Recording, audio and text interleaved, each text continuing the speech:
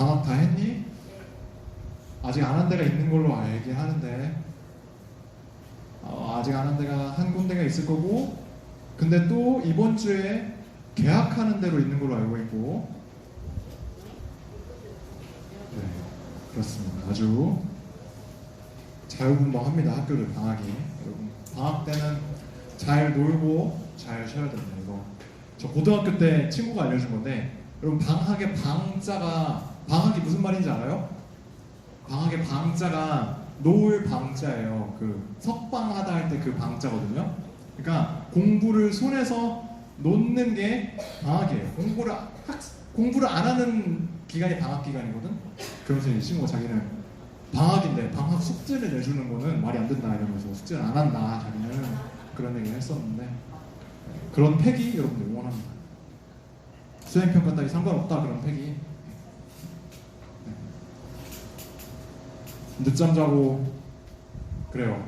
늦게 자고 늦게 일어나고 할 텐데 예배 시간에 또 나아온 여러분 참 대견하게 생각합니다. 오늘 그 말씀이랑 우리가 예배 나온 상황이랑 조금 또 비슷한 면이 있어요. 2절 말씀에 하나님께서 예레미야에게 여호와의 집 문에 서라고 말합니다. 여기서 이 여호와의 집이 성전이에요. 성전.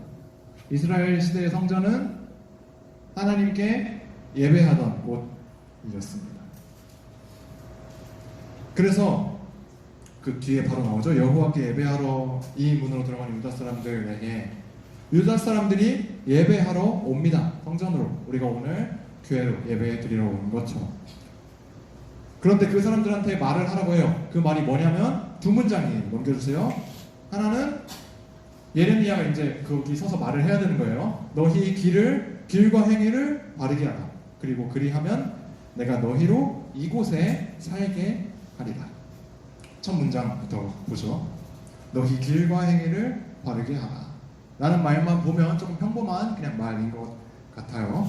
그냥 뭐 흔히들 교회에서 뭐 많이들 하는 말이죠. 그런데 이 상황에 대입을 해봅시다. 지금 예레미야가 예배드리러 오는 사람들 앞에 서서 너희 길과 행위를 바르게 하라라고 얘기를 합니다. 조금 뜬금없지 않아요? 우리 본당 대예배 가면 앞에서 인사해 주시는 그 섬김이 분들이 계셔요. 근데 그분들이 제가 그쪽으로 들어간 적이 없어서 뭐라고, 혹시 선생님들 뭐라고 멘트 하시나요? 그분들이 인사하실 때 뭐 은혜 많이 받으세요 뭐 그런 얘기를 하실 거고 그럴 겁니다. 보통 예배 가운데 뭐 은혜가 넘치길 바랍니다. 그런 예배 시간 되길 바랍니다. 뭐 그런 식으로 얘기를 하는데, 그분들이 인사하면서 길과 행위를 바르게 하십시오 라면서 인사를 하는 겁니다. 이게 왜 이런 말을 하는 건가? 5절부터 보면 자세한 내용이 나와요. 넘겨주세요. 둘째 줄부터 보면 돼요. 이웃들 사이에 정의를 행하며, 그 다음에 6절입니다. 이방인과 고아와 과부를 압제하지 아니하며 무죄한 자의 피를 이곳에서 흘리지 아니하며 다른 신들 뒤를 따라 화를 자초하지 아니하면. 어때요? 예배랑 관련이 있어 보이는 말들인가요? 마지막 거는 조금 있어 보여요. 다른 신들, 우상 숭배하지 말라는 거니까.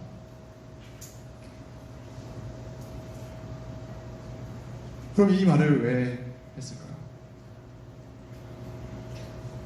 9절 말씀을 한번 볼게요. 하나님께서 이런 말을 하라고 하신 이유 넘겨주세요. 네, 같이 읽어봅시다. 시작. 너희가 도둑질하며 살인하며 간음하며 거짓 맹세하며 너희가 알지 못하는 다른 신들을 따르면서. 유다 백성의 모습, 유다 백성이 우상 숭배를 했을 뿐만 아니라 도둑질하고 살인하고 간음하고 거짓 맹세했다. 그런데 이 도둑질, 살인, 간음, 거짓 맹세 좀 익숙한 항목이지 않습니까, 여러분? 그리고 오래 다닌 친구들은 어디 나오는 말인 것 같아요? 뭐 어디야? 그렇지, 10계명입니다. 줄게없네요. 10계명에 나오는 항목들이에요. 10계명에서도 뒷부분입니다. 뒷부분. 이웃사랑에 관련된 내용들. 하나님께서는 지금 유다 백성들에게 너희가 이웃 사랑을 안 하고 있다 라고 책망하십니다. 사랑을 실천하지 않고 있다. 실천하고 예배하고 무슨 상관이 있길래 하나님께서 예배드리러 오는 백성들에게 이런 얘기를 했을까요? 실천, 이웃사랑이라고 합시다. 그럼 예배는 누구 사랑입니까? 하나님 사랑이에요. 좋았어요. 줄게. 오늘 좀 많이 챙겨왔을 텐데. 오케이.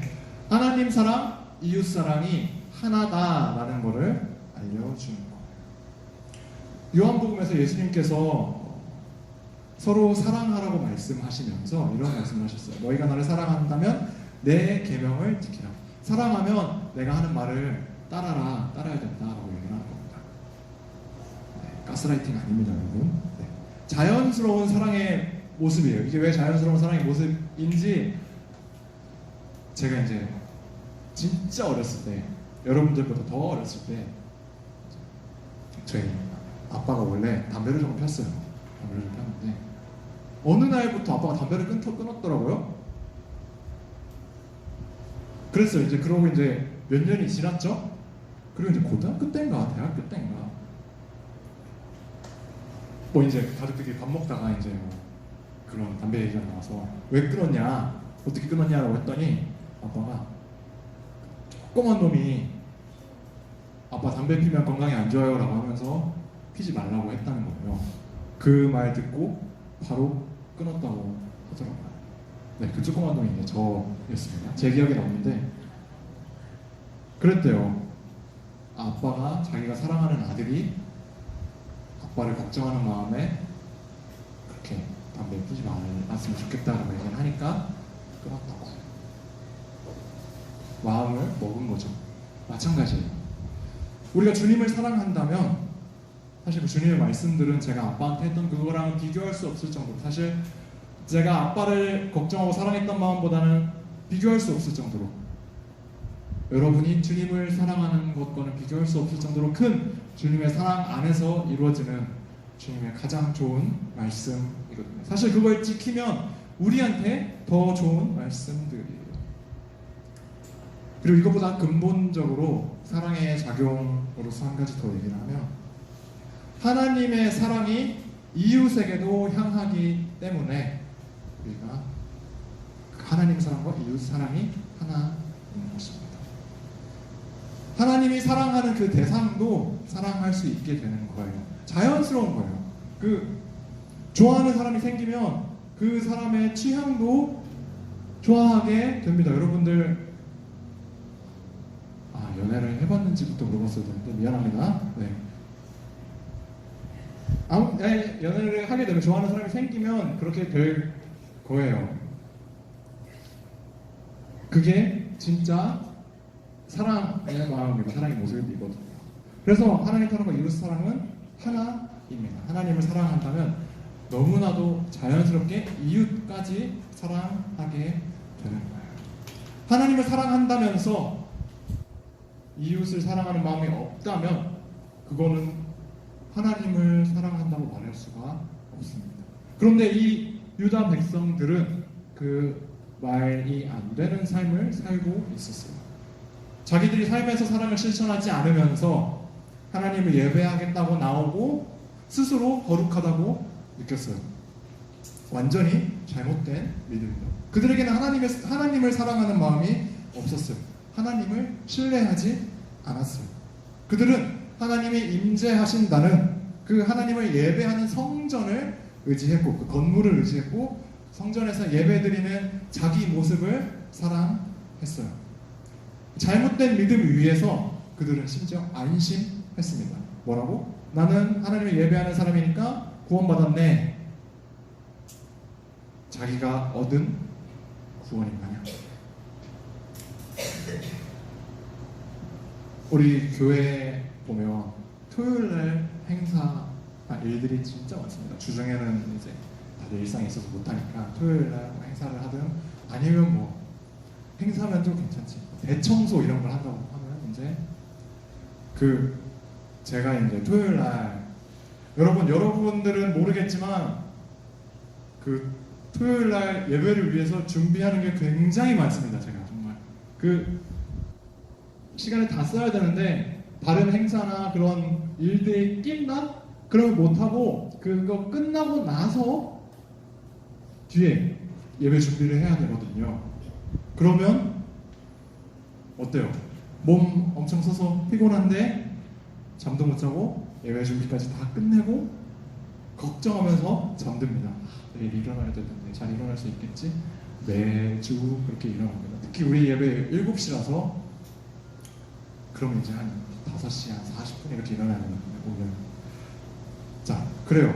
그런데 그렇게 걱정하면서 자는데 너무 감사하게도 일어나지긴 해요. 예전에 우리 교단에 있는 문당우리 교회라고 굉장히 유명하고 큰 교회에 이찬수 목사님이라고 계십니다. 굉장히 또 유명한 목사님이신데 탁월하시고 그분이 예전에 설교 때 그런 말씀을 하신 적이 있어요. 성도들은 자기가 에너자이저인 줄 안다. 일주일 내내 아프고 막 전날 목이 다 쉬었는데 주일만 되면 몸이 말짱하고 목소리가 나와서 성도들이 자기는 안 피곤한 줄 알고 안 아픈 줄 알고 강철 체력인 줄 안다. 좀 억울할 때가 있다 막 이런 얘기를 하셨었거든요. 이제 주일날 말씀을 선포하는 말씀을 전하는 사명을 감당할 수 있도록 하나님께서 그렇게 세워주신다라는 말씀을 하셨습니다. 이게 이제 제가 사역하기 전에 설교를 들었던 거라서 저런 분들은 저런 역사도 있나 보다 했는데 이게 이 사역자들한테는 다 있는 거더라고요. 여러분 제가 3월 달에 토요일 날 머리가 너무 지끈거리는 거예요. 밤에. 그래서 몸 상태 이건 진짜 너무 안 좋은데 내일 괜찮을라나 하고 일어났습니다. 다행히 괜찮았어요. 괜찮아서 우리 예배를 찬양도 다 하고 예배도 다 드렸습니다. 그리고 예배를 마치고 이제 그 사무실 가서 잠깐 쉬는데 몸살 기운이 확 오는 겁니다. 그 3월 초였거든요. 안 그래도 날씨 추운데 몸살이 딱 오니까 너무 힘든 거예요. 열도 나고. 근데 집에도 못 가요. 왜냐면 맡은 역할이 있어서 오후 예배까지 드리고 집에 가서 잤습니다.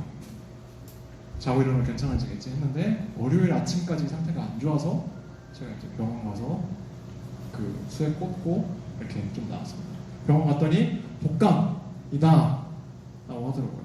토요일에 독감이 걸렸는데 우리 예배 드리는 시간에만 아무렇지도 않고 제가 독감 걸렸는지 모르는 분들이 여기 더 많을 거예요. 그때 그런 상황들이 있습니다. 예전에도 있었고 그렇게 세워주셔요. 그래서 그러다 보니까 어느 날인가 예전에 제가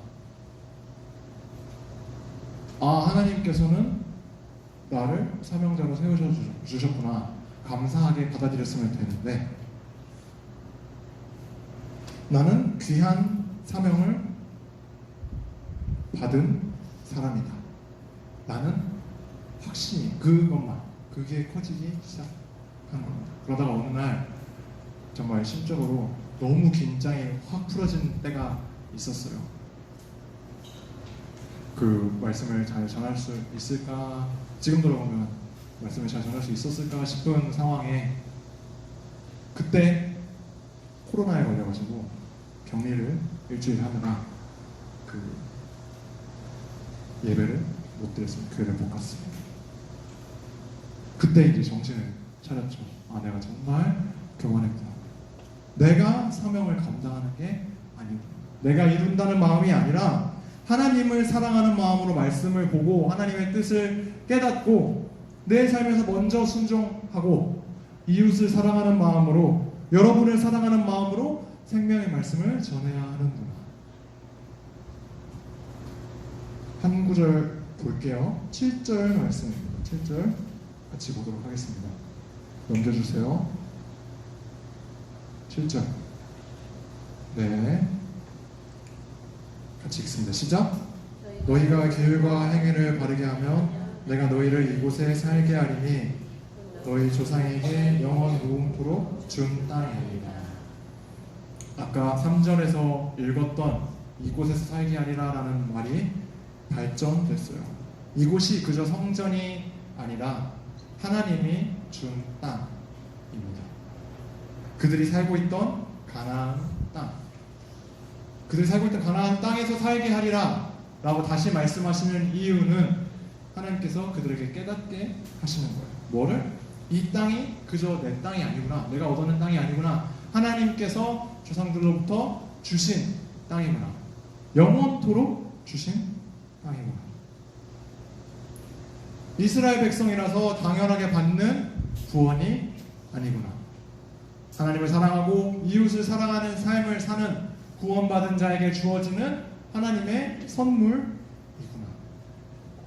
그 선물이 어떻다고요? 영원 무궁토록 주는 영원하다. 하나님은 우리를 영원히 사랑하십니다. 믿는 자에게 주어지는 구원, 새 생명은 영원합니다. 왜냐하면 하나님의 사랑이 무한하기 때문에. 무한한 사랑으로, 우리가 헤아릴 수 없는 그 사랑으로 기꺼이 자신을 내어서 우리를 살리셨고, 죽음을 이기신 그 예수님의 부활이, 그 승리의 영광이 영원하기 때문에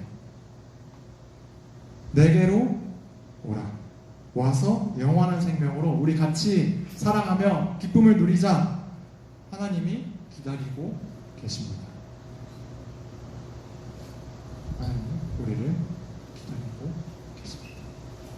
하나님 나라 안에서 사랑으로 살면서 영원한 은혜를 누리는 우리 모두가 되었으면 좋겠습니다. 기도하겠습니다.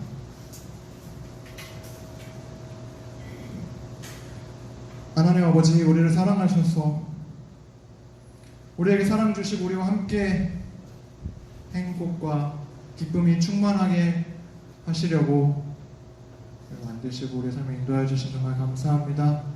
우리가 주님의 사랑을 등지고 주님을 떠났을 때에도 주님께서 우리를 포기하지 않으시고 우리를 불러주시고 주님이 기다리시오니, 아버지 하나님, 우리가 주님의 부르심에 순종하며 나아가게 하여 주시옵소서. 주님만이 우리의 구원 되시고 주님만이 우리의 평안 되시고 주님만이 우리의 기쁨이 되시면 우리가 온전히 신뢰하며 주님 앞에 한 걸음 한 걸음 나아가게 하여 주시옵소서. 주님 사랑하는 마음 우리에게 주시옵소서.